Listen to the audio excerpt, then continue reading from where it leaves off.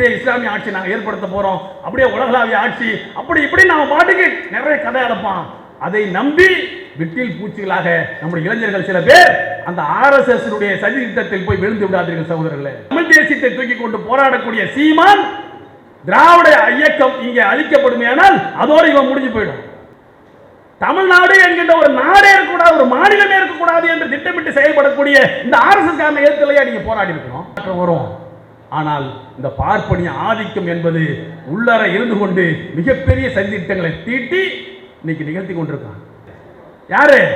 இந்த சீமான் வரும்போதே அதெல்லாம் சொல்லிட்டு தான் வந்தார். நம்ம தான் புரியாம இருந்தோம். எல்லா சாதிக்கும் எல்லா சமூகத்திற்கும் இந்த நாட்டில் பிரதிநிதித்துவம் கிடைக்க வேண்டும். நீ மதத்தை வைத்து முஸ்லீம்களை பொய்யான எதிரி, உண்மையான எதிரியின் பக்கம் திரும்பி விடாமல் ஒரு பொய்யான எதிரியை நோக்கி சண்டை நடத்திக்கிட்டு இருக்காங்க நாட்டில்.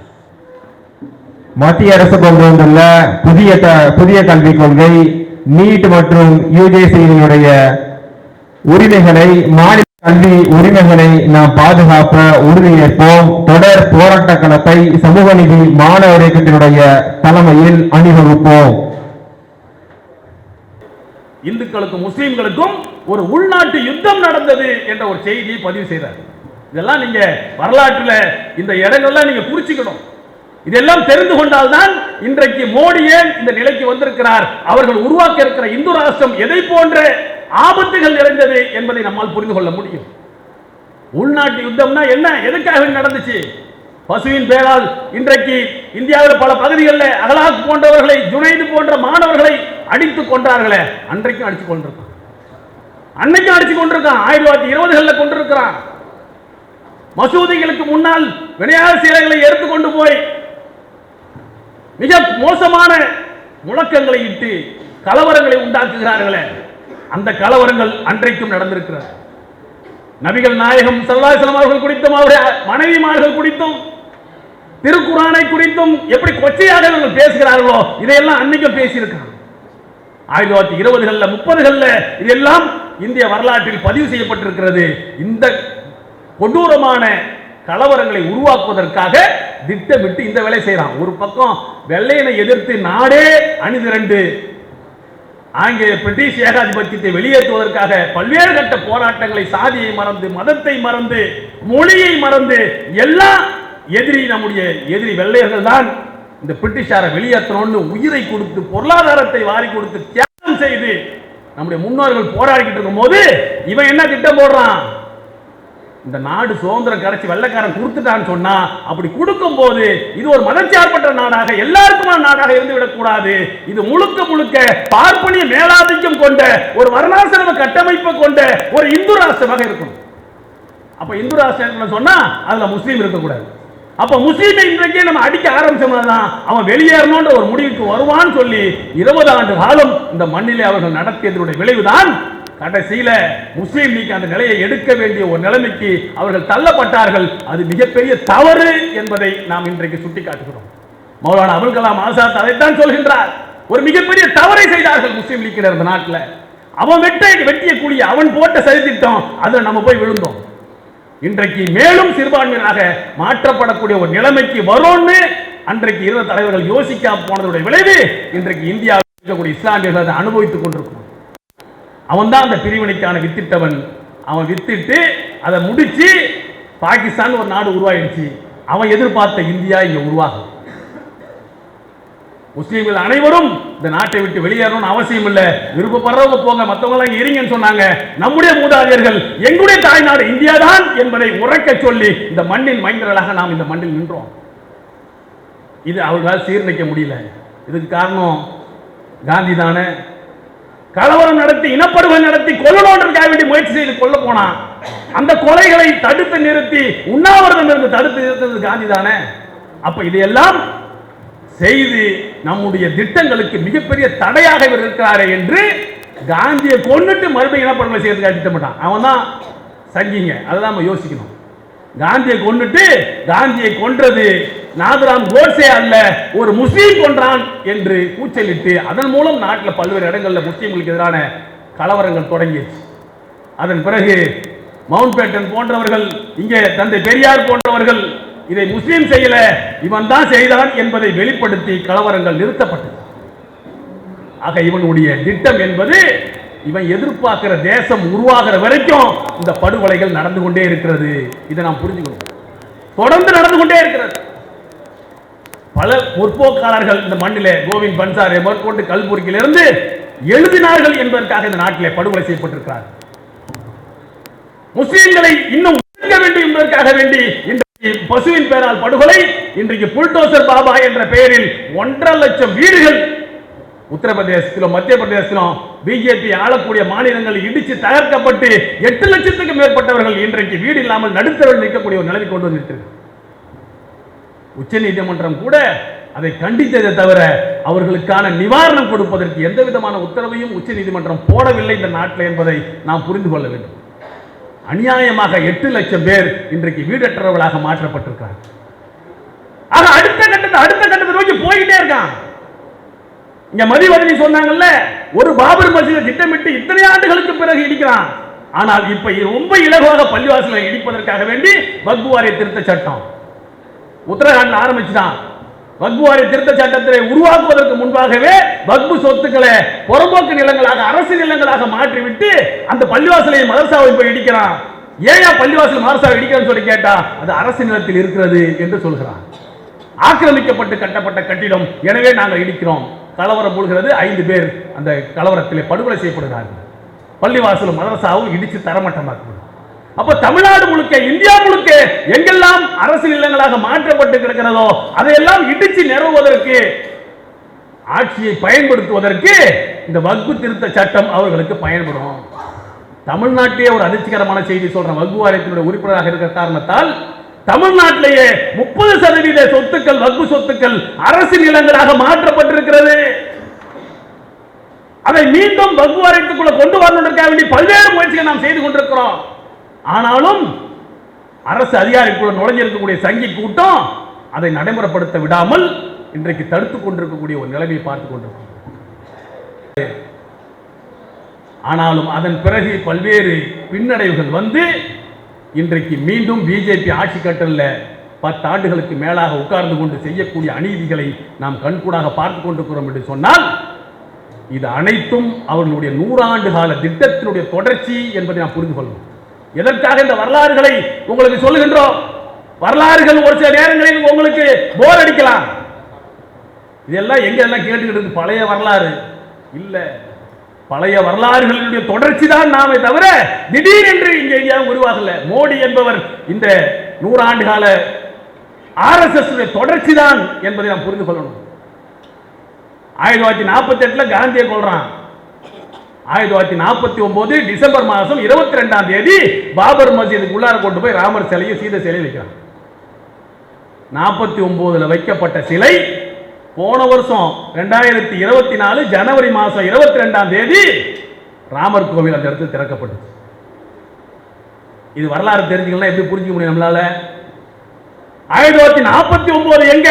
2024 ஜனவரி மாதம் 22 எங்க?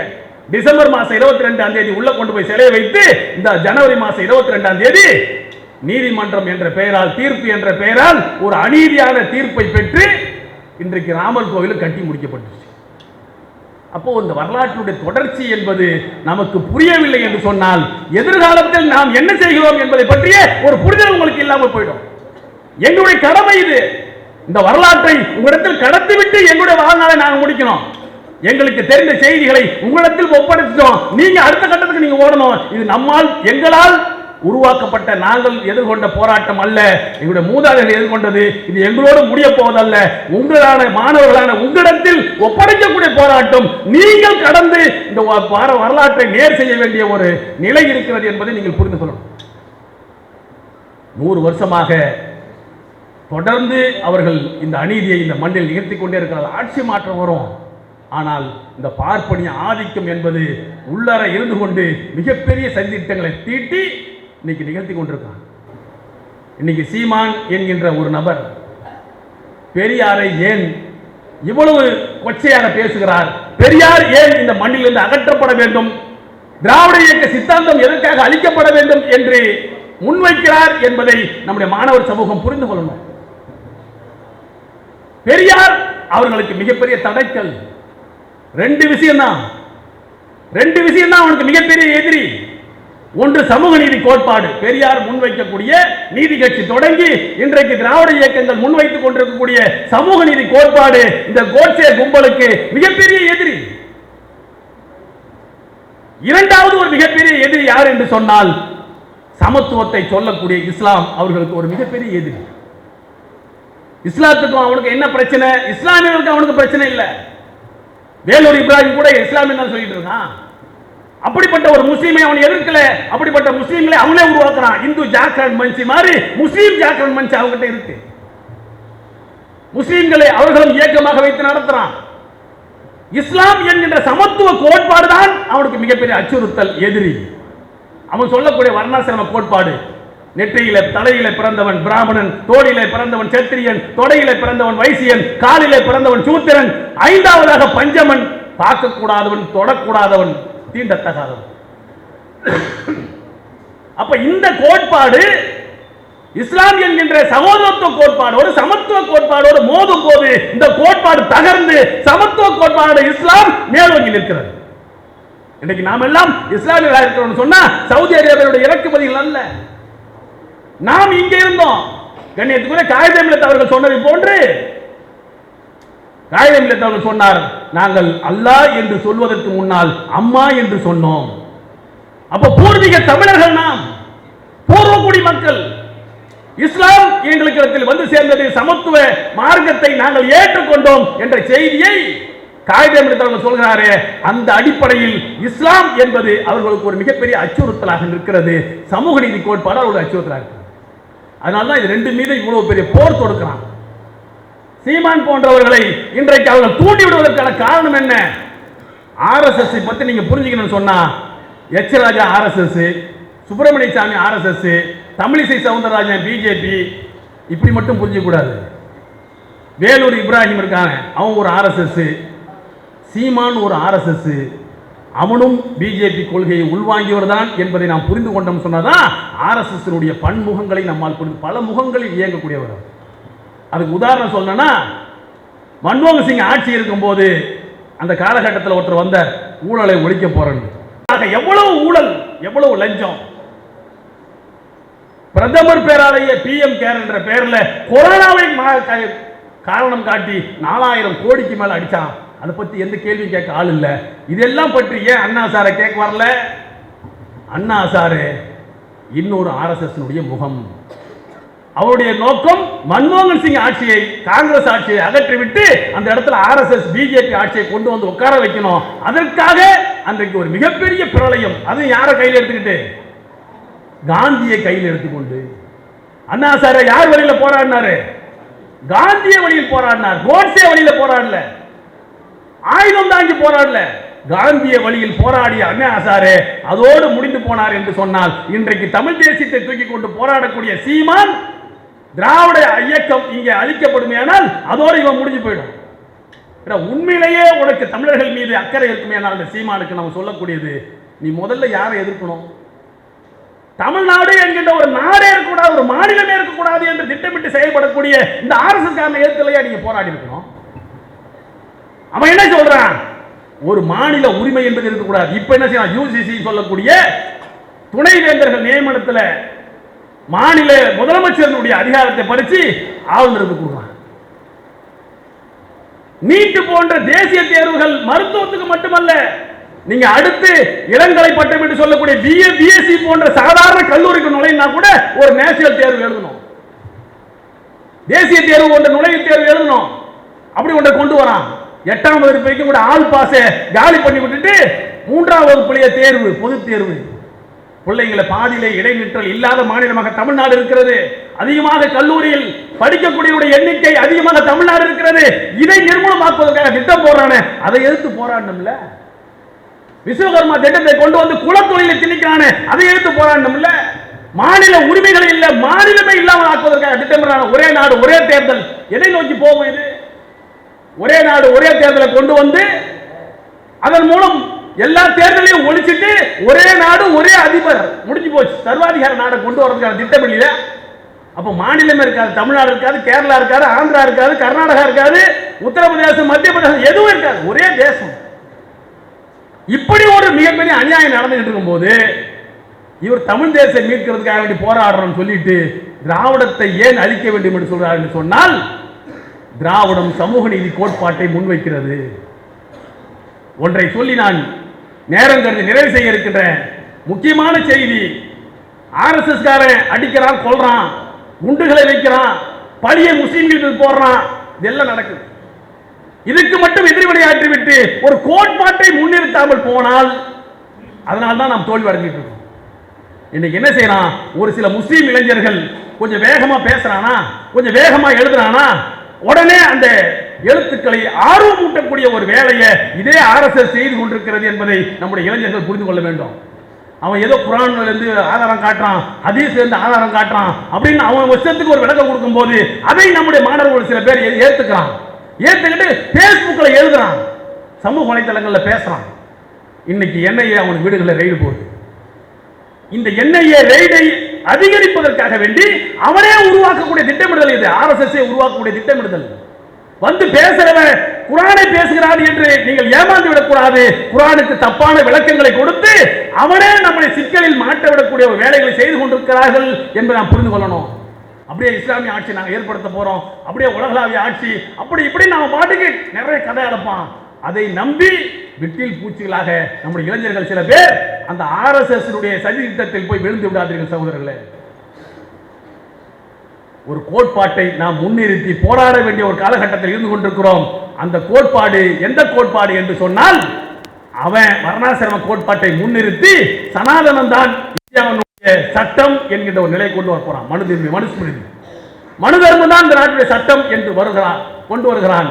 நாம் அனைத்து மதங்களும், அனைத்து சாதியும், அனைத்து மொழியும், எல்லா வேறுபாடுகளும் சேர்ந்தவர்களும் ஏற்றுக்கொள்ளக்கூடிய ஒரு கோட்பாட்டை முன்னிறுத்தி நம்முடைய மாணவ சமூகமாக இருந்தாலும் சரி, நம்முடைய இளைஞர் சமூகம் அடுத்த கட்டத்தில் நோக்கி போகணும். அது என்ன கோட்பாடு என்று சொன்னால், அதுதான் சமூக நீதி கோட்பாடு.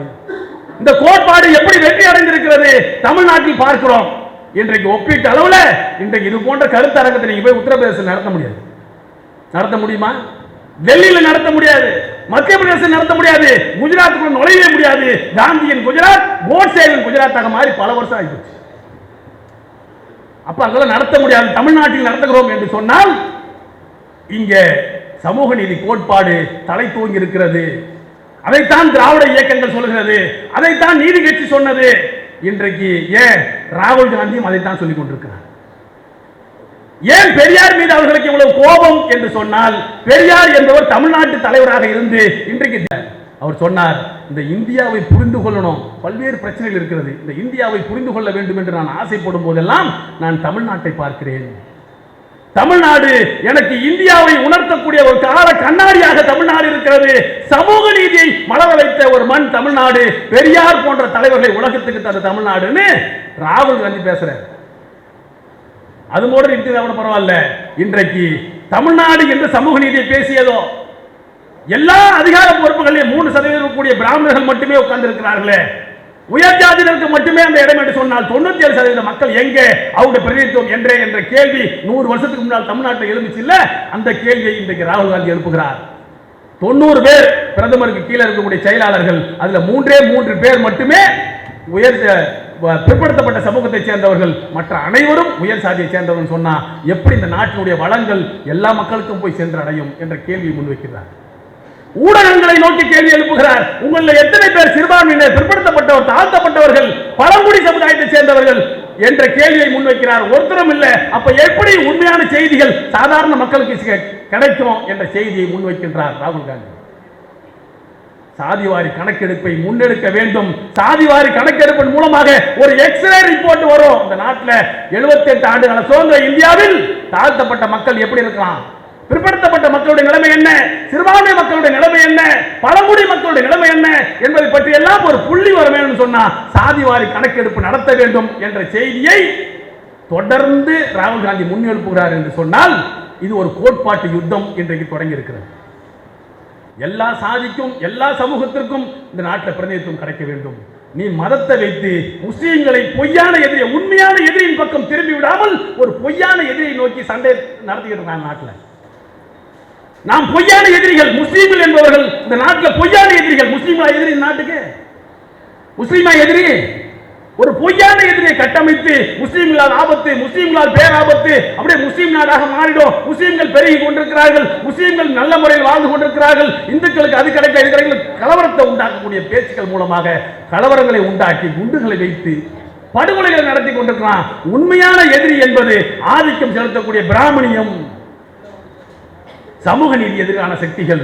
இவர்களை வீழ்த்துவதுதான் உண்மையான போர் என்பதால் சமூக நீதி கோட்பாட்டை இன்னைக்கு ராகுல் காந்தி முன்னெடுக்கிறார். நேற்று வரைக்கும் ராகுல் காந்திக்கு என்ன பேரு? பப்புன்னு சொன்னாங்கல்ல. இப்ப யார் அவரு? ஆபத்தான நபர், டேஞ்சரஸ் ஃபெல்லோன்றான். அவர் நாக்கை அறுக்க வேண்டும்ன்றான். ஏன்? உண்மைகளை பேசுகின்றார், துணிச்சலாக பேசுகின்றார். அப்ப என்னாச்சு? தமிழ்நாட்டில் இருந்த பெரியார் இன்னைக்கு அகில இந்தியாவிலும் எதிரொலிக்க தொடங்கி விட்டார் என்ற காரணத்தால் இன்றைக்கு இவர் பெரியாருக்கு எதிராக நிற்கிறார். இதை புரிஞ்சுக்கணும். தமிழ்நாட்டு பெரியார் அகில இந்திய தலைவராக மாறிய காரணத்தால் அவனுக்கு ஒரு பெரிய அச்சுறுத்தலாக இன்றைக்கு தேசம் மாறிக்கொண்டிருக்கிறது. அவன் நினைக்கக்கூடிய இந்தியாவை உருவாக்க முடியாமல் போய்விடுமோ என்ற காரணத்தால் இங்கே பெரியாரை சிதைக்கணும், இந்த இமேஜை சிதைச்சோம்னு சொன்னா தான் நமக்கு முழு இந்தியாவை நம்மளை கைப்பற்ற முடியும் என்பதற்காக வேண்டி கையில் எடுக்கப்பட்ட ஒரு ஆள் தான் யாரு? இந்த சீமான். சீமான் வரும்போதே அதெல்லாம் சொல்லிட்டு தான் வந்தார். நம்ம தான் புரியாம இருந்தோம். நாம் தமிழர் ஆவணம்னு ஒன்று வெளியிட்டார். அதை தெளிவா சொன்னார். ஆரியம் மேலாண்மை கொண்டது, உயர்த்தது என்று சொன்னார். சிறுபான்மை முஸ்லீம்கள், கிறிஸ்தவர்கள் கொஞ்சம் ஆபத்தான நபர்கள், ஆனாலும் அவருடைய தோழமையோடு வைத்துக் கொள்ள வேண்டும். இதெல்லாம் அந்த ஆவணத்தில் சொல்லப்பட்டிருச்சு. அன்றைக்கு டைரக்டர் மணிவண்ணனை வச்சு அந்த ஆவணத்தை வெளியிட்டார். எதிர்ப்பு வந்த உடனே ஆவணத்தை தூக்கி ஒதுக்கி வச்சுட்டாங்க. அப்புறம் முஸ்லீம்களும் கிறிஸ்தவர்களும் சாத்தானின் பிள்ளைகள் சொன்னார். இப்படியா பல விஷயங்களை அவர் சொல்லிட்டு தான் இருக்கார். ஆக இவருடைய திட்டம் என்னவென்று சொன்னால் தமிழ் தேசியம் அல்ல. இப்ப பெரிய சந்தேகம் வந்துடுச்சு. இன்னைக்கு விடுதலை புலிகள் ஈழத்தில் வீழ்த்தப்பட்டதுக்கு தமிழினம் மிகப்பெரிய படுகொலைகளை சந்தித்ததற்கு இந்த சீமான் இலங்கைக்கு போய் வந்த பிறகுதான், ஈழத்துக்கு போய் வந்த பிறகுதான் இது நடந்திருக்கிறது. ஒருவேளை இந்த உளவுத்துறைகளுக்கு இவர்தான் தகவல் கொடுத்திருப்பார் என்ற சந்தேகம் இன்றைக்கு நாடு முழுக்க எழுப்பப்பட்டுக் கொண்டிருக்கிறார். அப்ப சீமான் என்கின்ற ஒரு நபரையும் ஆர்எஸ்எஸ் இயக்கும் என்பதை புரிந்து கொள்ளணும். தாடி வச்சுக்கிட்டு தொப்பி போட்டுக்கிட்டு குரானை பேசுவான், ஆனால் அவன் வழிகெடுக்கக்கூடிய வேலைகளையும் செய்வதற்கு அவர்களே தயாரிப்பார்கள் என்பதை நீங்கள் புரிந்து கொள்ளணும். எச்சரிக்கையோடு இருக்க வேண்டும். தாடி வைத்துக் கொண்டு தொப்பியோடு வந்து நம்மிடத்தில் தப்பான ஒரு செய்திகளை ஒருவர் சொல்லுகிறார் என்று சொன்னால் அவரையும் நீங்கள் சந்தேகப்படுங்கள். சந்தேகப்பட்டாதான் நாம் இந்த நாட்டில் அமைதியான ஒரு வாழ்க்கையை வாழ முடியும். இல்லை என்று சொன்னால் யாரெல்லாம் எடுப்பார் கைப்பிள்ளைகளிடம் போனால் இந்த சமூகத்தை அழிப்பதற்கான சதித்திட்டங்கள் நடந்து கொண்டிருக்கிறது என்பதை புரிந்து கொண்டுங்கள். காந்தியின் படுகொலை என்பது இது எல்லாத்தையும் அன்னைக்கு சொல்லிடுச்சு. காந்தி படுகொலையிலிருந்து என்ன வரும்? காந்தியை கொல்லுவான், பழியை அவன் ஏற்றுக்க மாட்டான். கொன்னதுக்கான பழியை முஸ்லீம்கள் மீது போட்டு முஸ்லீம்களை கொலை செய்ய பார்ப்பான். எதிரியாக இருந்தாலும் சரி, அவன் எதிரியாக இருந்தால் கருத்துக்களால் எதிர்கொள்ள மாட்டார்கள், ஆயுதங்களால் தான் எதிர்கொள்வார்கள். அவர்களை கொன்றொழிப்பதுதான் அவருடைய திட்டம். என கருத்தியல் பலம் இந்த ஆர்எஸ்எஸ்க்கு கிடையாது என்பதை காந்தியின் படுகொலை வெளிப்படுத்தது. அதே தொடர்ந்து இன்றைக்கு வரைக்கும் செஞ்சுக்கிட்டு இருக்கான். அப்ப இந்த சங் பரிவார சக்திகள் என்பவர்கள் மிகவும் ஆபத்தான ஒரு தேசத்தை உருவாக்குவதற்காக திட்டமிட்டுக் கொண்டிருக்கிறார்கள். அதற்கு எதிரான ஒரு கோட்பாட்டு யுத்தத்தை நாம் நடத்துவதற்கு மகாத்மா காந்தியினுடைய நினைவு நாளில் உறுதியேற்போம். சங் பரிவார சங்கி கூட்டத்தை தகர்த்தெறிவதற்கு நாம் அனைவரும் ஒன்று திரளுவோம். அனைத்து மக்களோடு சேர்ந்து களமாடுவோம், வெற்றி பெறுவோம் என்று கூறி வாய்ப்புக்கு நன்றி நிறைவு செய்கிறேன். வாயுகிறவர்கள்